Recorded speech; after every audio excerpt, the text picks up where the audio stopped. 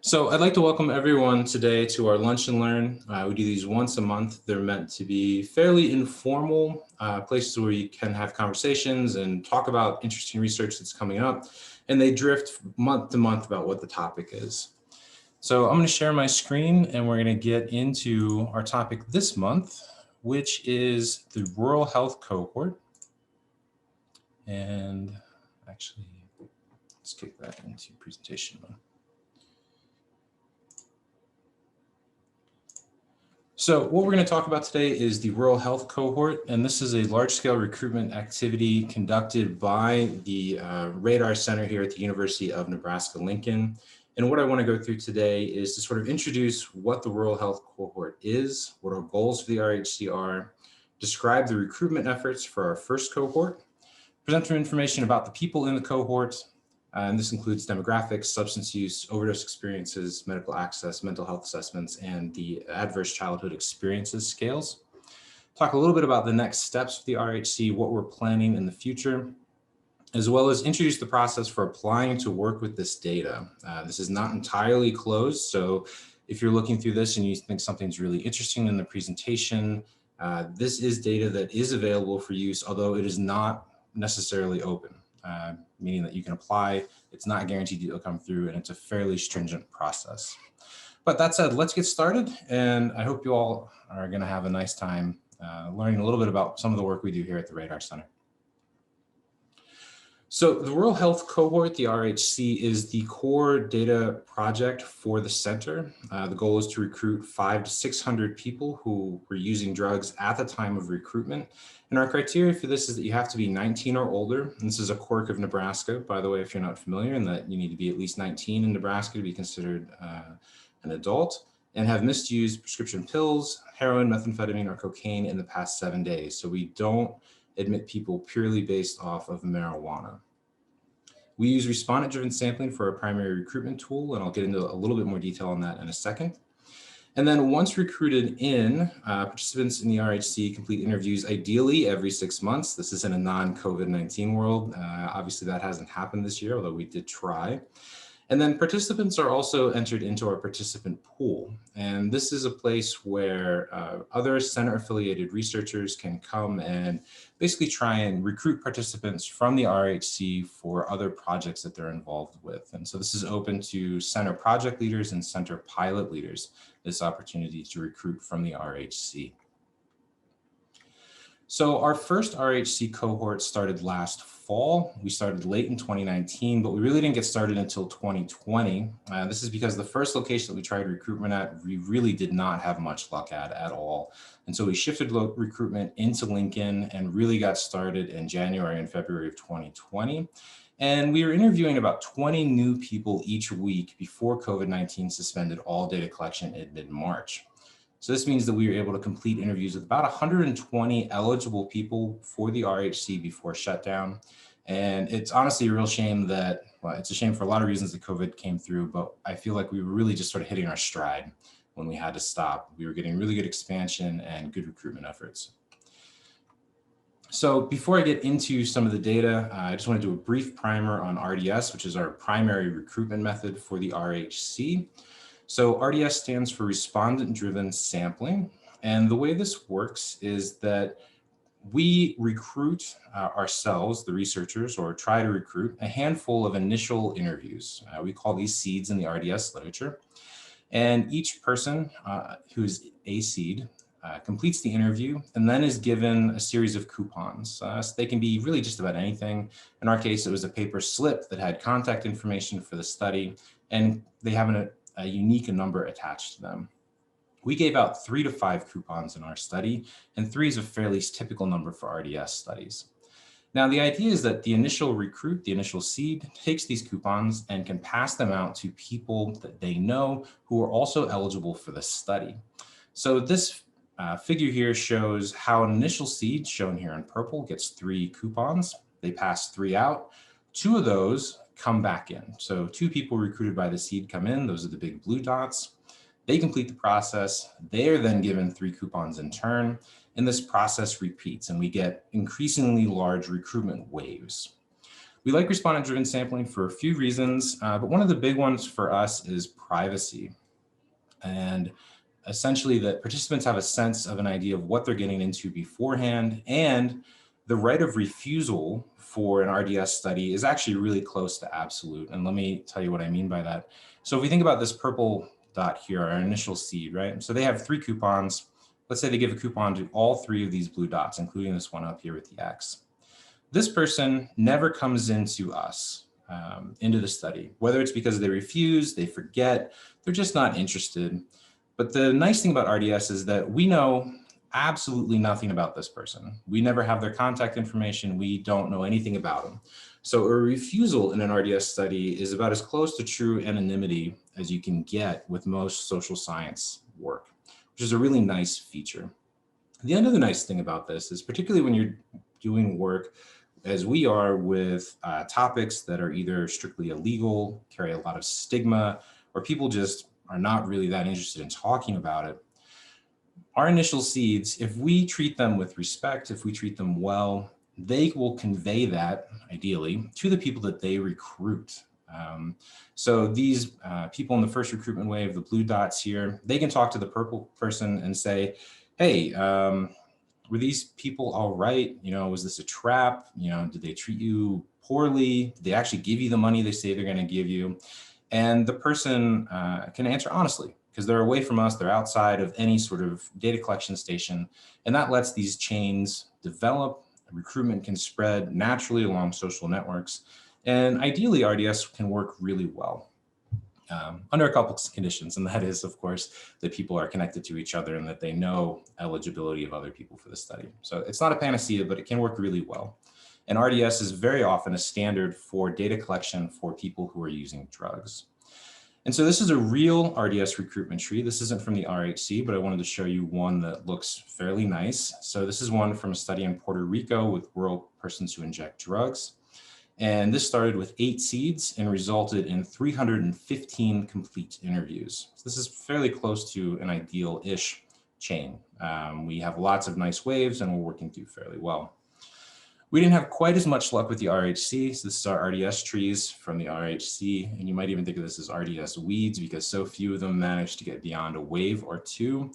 And we also had just a huge amount of seeds ourselves. So you can't quite see it here, but we ended up with something like 50 individual seeds and about 70 people who were recruited from those. So RDS was working for us in that it was generating interviews, but it's not necessarily an ideal or a pure RDS study for those of you that are interested in that, partially because of just how many seeds we had, and we sort of had an open enrollment criteria throughout. However, for us, we're largely interested in trying to just get people in the door, and RDS was working for that. But again, one of the downsides of RDS is that you can't necessarily control where the recruitment goes. And so a quirk of the RHC first sort of wave, first cohort data is that those early RDS recruitment trees spent a lot of time working through homeless shelters here in Lincoln. You can't really control where the coupons go. And the idea is that they do spread along social networks. And so what happened was fairly early on in recruitment here in Lincoln, the RDS coupons found their way into a large population of people that are currently experiencing homelessness. And we ended up with a big chunk of the first cohort that were currently homeless. However, as we were continuing recruitment, the chains were sort of working their way out of that population, and we were starting to get a little bit more balance in our population or in the RHC. And it would have been really interesting to see how this would have continued past COVID. And so what this graph is just the proportion of the sample that reported being currently homeless as the interview counts increase. And so you can see really early on, we had this really rapid increase as the coupons spread quickly. And it was never entirely within or among people that were experiencing homelessness at that time, but it was starting to taper off and come back down. So it just indicates that how the chains move through the community. So that's sort of the brief overview of our goals for the RHC, how many people we were trying to get before COVID shut down, how we were going about it, and some basic ideas about success.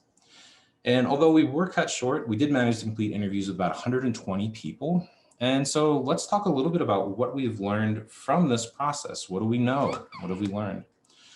For the most part, most of our people in the cohort 1 were men, about 81% complete or in total. And most were heterosexual. 90% reported that they were heterosexual, 6% said they were bisexual, 3% refused, and there was a small handful of smaller percents that said other options. This is an older age group that we recruited.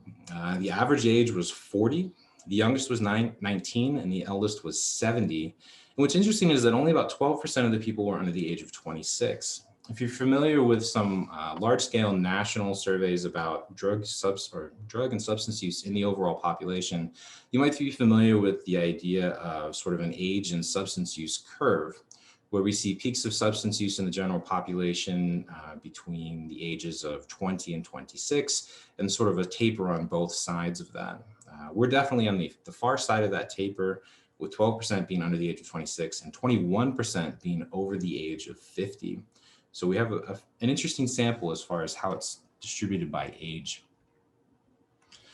90% of the people we talked to said that they were not Hispanic or Latino, and 2% refused to answer it at all. 89% selected only one race description, so they could select as many as they wished.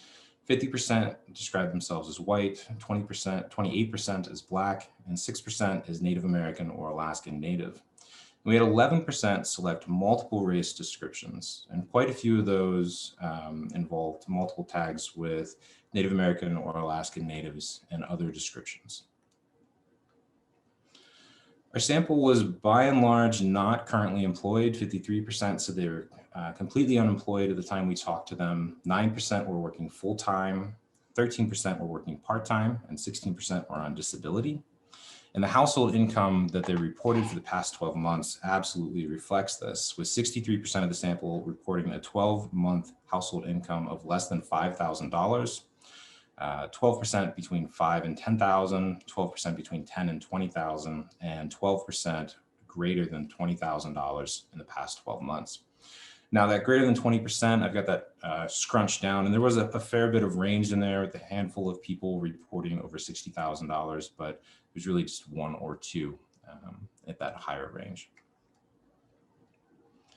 For education completed, 19% of the people we talked to said they had not finished high school.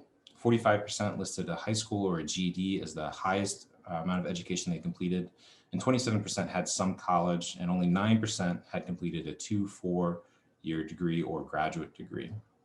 About 8% were veterans of the U.S. Armed Forces, and as we talked a little bit about earlier, about 76% were currently homeless when interviewed.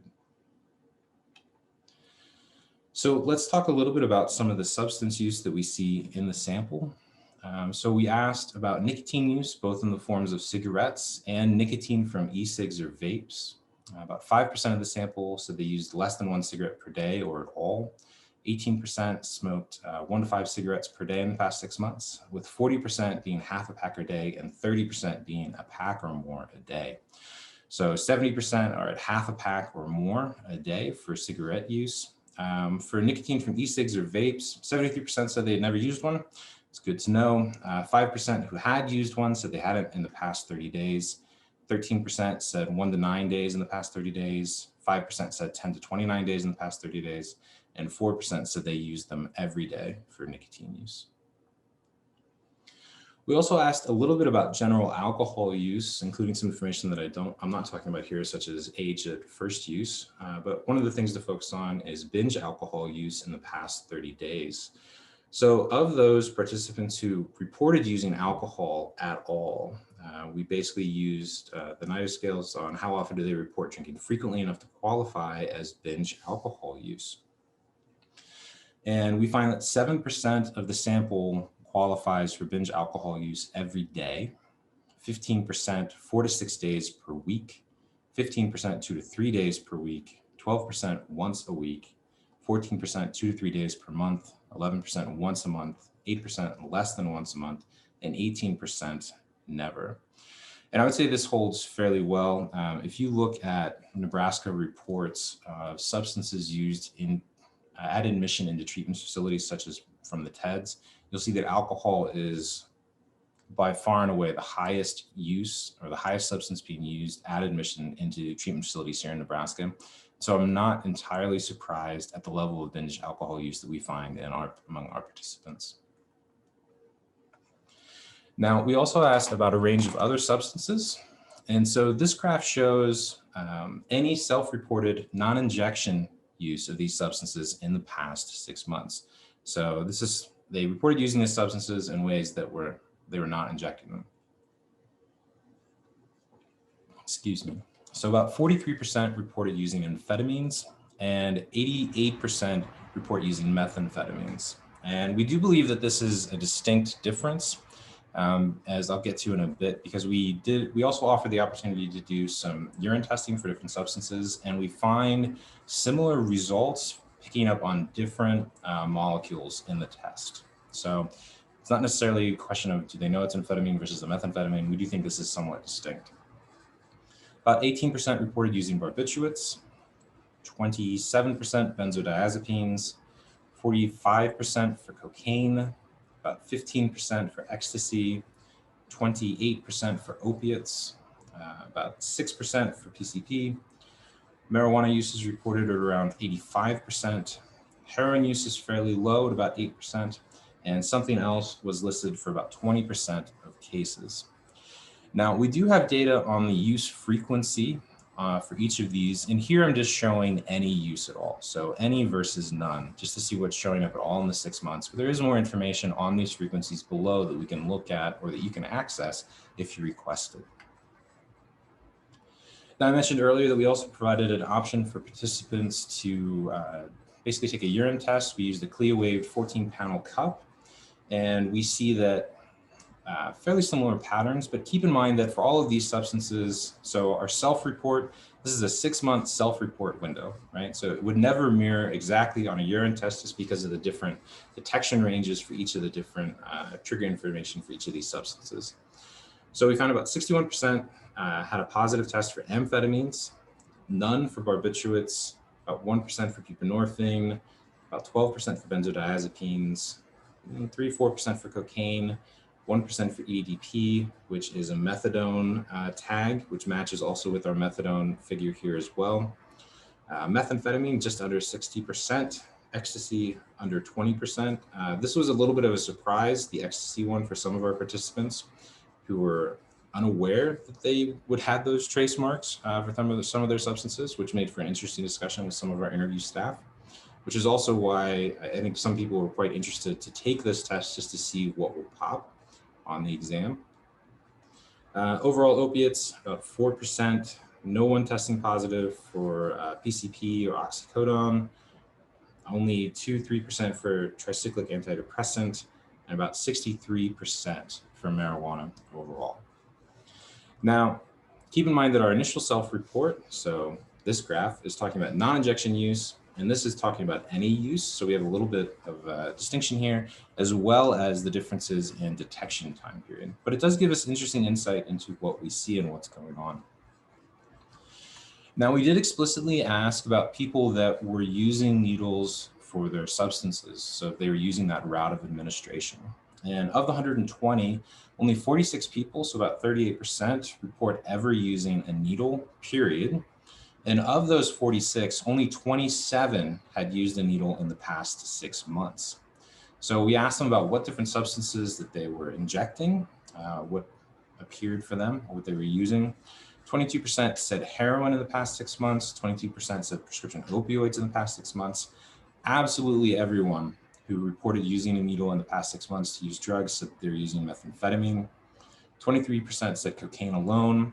19% said heroin mixed with cocaine, and 30% said heroin mixed with the methamphetamine. So it's sort of two versions of the speedballs that are fairly common to see. Now, we also asked about the condition of the needles. And so of the 27 people who had injected in the past 6 months, how often was that needle completely new? 37% said always, 44% said most of the time, and the others said something else. Now, if you're not familiar, Nebraska does retain paraphernalia laws that prevent the distribution of sterile syringes.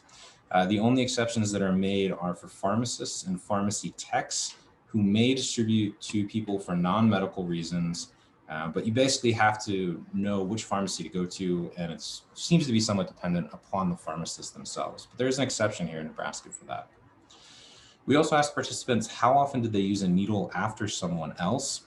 and 55% said never, and 37% said rarely, which is pretty good to see. So even though,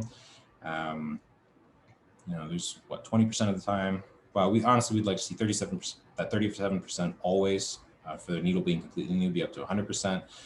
We do see that it's not fairly common for people to be using needles after someone else, or at least reported. So of those people who have injected in the past 6 months, so that's our N of 27, 62% did report sharing drugs or equipment in the past 6 months when injecting. And most of those people, so 17 essentially, are only sharing with one other person, with the other sharing with more than one. So yeah, so if you're not using sterile equipment, ideally you'd want to have fewer exposures and exposure links. So not ideal, but it is happening. So experiences with overdoses, we asked participants about their personal and their experiences with people that they know. We found that 23% of our participants reported ever overdosing, and 15% reported overdosing in the past 6 months at the time of the interview. 40% said they know someone else who had overdosed in the past 6 months, and 74% said they know someone who had died from an overdose during their lifetime, so ever. And 38% say they know someone who has died from an overdose in the past 6 months. So thinking back also for risk for substance or for disease spread, we asked participants if they had ever been tested for HIV before they entered the RHC. And so 73% had previously been tested for HIV, and of those, 5% had previously tested positive. We also asked the same for hepatitis C, here listed as HCV, and 59% had previously been tested, and of those, 13% had previously tested positive. As part of the RHC, we offered the option for participants to take rapid antibody tests for both HIV and HCV, and 119 people did. And we had 3 instances where those antibody tests were positive for HIV, about 2.5% of our total sample, and 15 cases that were positive for hepatitis C, about 12.6%. For those of you that are familiar with some larger studies or global studies, that's a fairly low prevalence rate for hepatitis C when looking at samples of people who inject drugs. So globally, most samples of people who inject drugs and are recruited based around that tend to have hepatitis C prevalences at 60 to 70 to 80%. And we found this with our own projects that focus on that. But keep in mind that we did not have an injection route of administration requirement for recruitment into this study, right? It's only that some people were, and that's where a lot of the risk for hepatitis C and for HIV comes with when thinking and working with people who are using drugs. We also asked a lot of questions about physical health, and I'm going to share a few of those here with you. So we asked that the great example of self-rated health question from a survey design question. It's one of those ones that I remember being taught that this is a question that shouldn't work as well as it does, but is fairly predictive. And so 15% of the participants said their health was poor, 50% fair, 28% very good, and 7% said their health was excellent. 59% of our participants had been to a doctor in the past year, and 11% hadn't seen a doctor in the past 5 years, at least. 34% had been to a dentist in the past year, and 33% hadn't seen a dentist in the past 5 years, so we have bigger gaps there for dentistry. And 27% currently had health insurance. And this is a good point to remind you about the large percentage of people in the study who were homeless at the time that we interviewed them. We also asked about experiences of pain, particularly in the past 6 months. So how often pain was experienced. 19% of the participants said never, 45% said some days, 16% most days, and 21% every day. And then how much does that pain interfere with your life activities?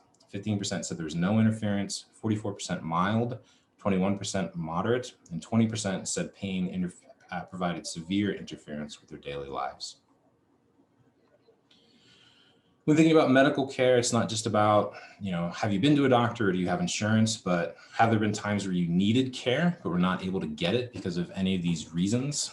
And so this asks about this in the past 6 months, if there were instances where they thought they needed care but weren't able to get it. So 11% couldn't get through on the telephone. 31% said they couldn't get an appointment soon enough. 22% had to wait too long to see a doctor.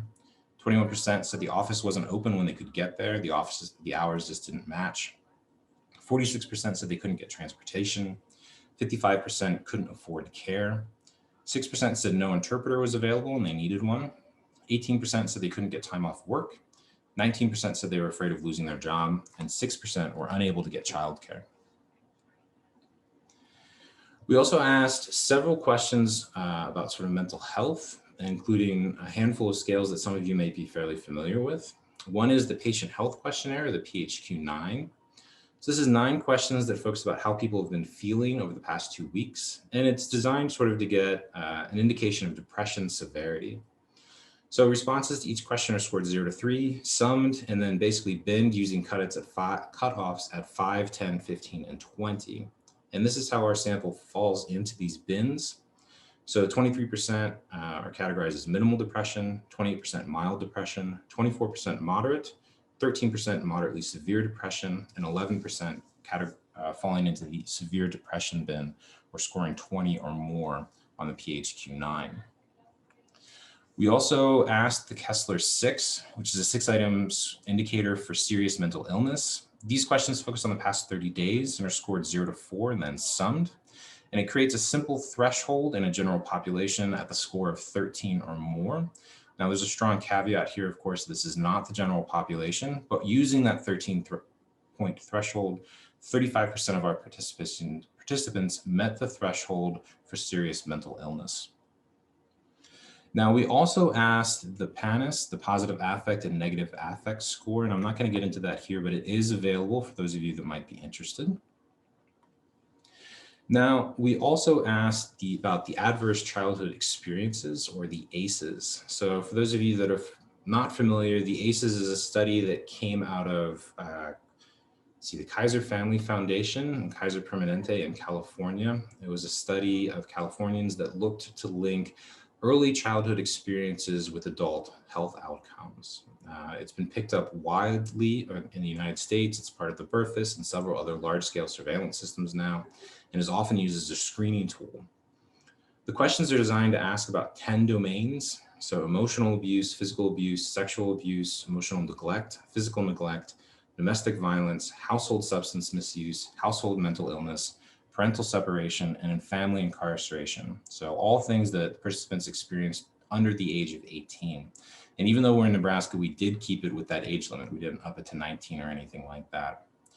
So for each domain, responses are scored as 0 and 1. Basically, did you meet the threshold for these experiences per domain? But this doesn't mean that the underlying responses are binary. About half of them are. Other ones are scored sort of on unipolar scales from didn't experience it all to experienced it fairly often. Our average ACEs score for the participants was 4.76, meaning that on average participants met criteria for 4 of these domains, or 5 if you want to round up, and a standard deviation about 2.53. This is much higher than the general population, but that's also about what you would expect considering the recruitment criteria here. I also have these shown by each domain. So this is the percent of participants that qualified for each individual domain. So 48% of participants met the threshold for emotional abuse, 63% for physical abuse, 39% for sexual abuse, 42% for emotional neglect, 30% for physical neglect, 55% for parental separation, 32% for domestic violence, 75% for substance misuse, 57% for mental illness, and 35% for family incarceration. And remember, these are all experiences under the age of 18 that the participants had. So the ACEs, the overall score, and the individual categories are available. And we also did a few expanded ACEs as well, going beyond some of the original domains, but I don't have that here for you. Our core RHC survey also includes other areas of questions, including history of treatment and current treatment use, opinions about drug availability. These are some of my favorite ones. Basically, how easy do you think it is to find some of these things? Do you think it's different than others or 2 years ago compared to now? Patterns of use in a typical week, we basically tried to do a typical or an average event history calendar for a single week about when different substances are used at different times of the day. Experiences with criminal justice systems, information about participant religiosity, opinions about their current community, as well as a really large module on social network information for people that they can confide in and people that they use substances with. So that's sort of, well, not brief looking at the clock, but a brief overview of some of the RHC information at the item levels. We obviously stopped recruitment in late March 2020. And in the fall of 2020, we tried to reconnect with our participants for a second interview where we would give them a survey booklet they could take with them.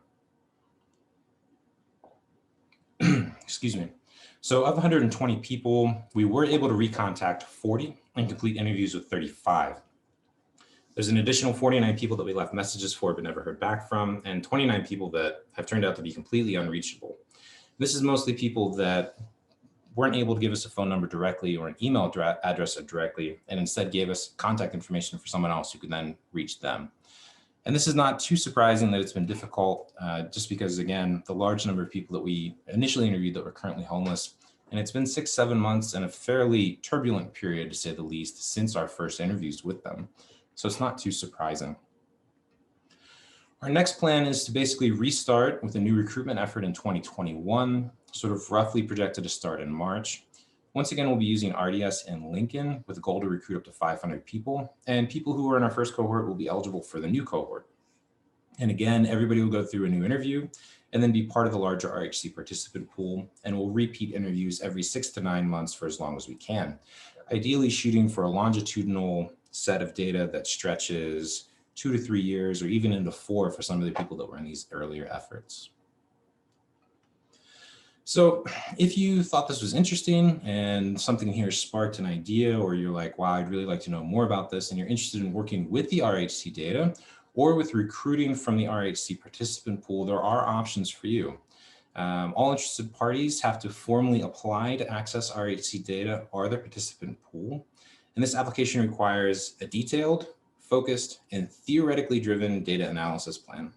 And this really does mean that there's a fair bit of information we'd like to see. And it also means that we're not just going to give the entire data set to someone who just wants to see what's there or just wants to sort of skim through. Instead, we want to encourage focused applications. And particularly if you're new to working with us, we'd like to keep that focus to one paper or one project of paper length. This doesn't mean you can't have alternative hypotheses or test different sections, but applications that would include like 3 to 4 papers worth of material will be asked to be trimmed down to 1. Applications also require a detailed plan for storing data in a secured fashion and information about who will have access to the data. We review these applications basically monthly by RDAR staff with Longitudinal Network Core co-directors, myself, and some other RDAR staff. And you can request an application form by emailing me, phabecker2@unl.edu. This application form includes a process both for accessing RHC data that we talked about here as well, but also a process if you're interested in recruiting from the RHC or interviewing or talking to people in the participant pool for new or individual projects. So it's sort of a one-use form for that.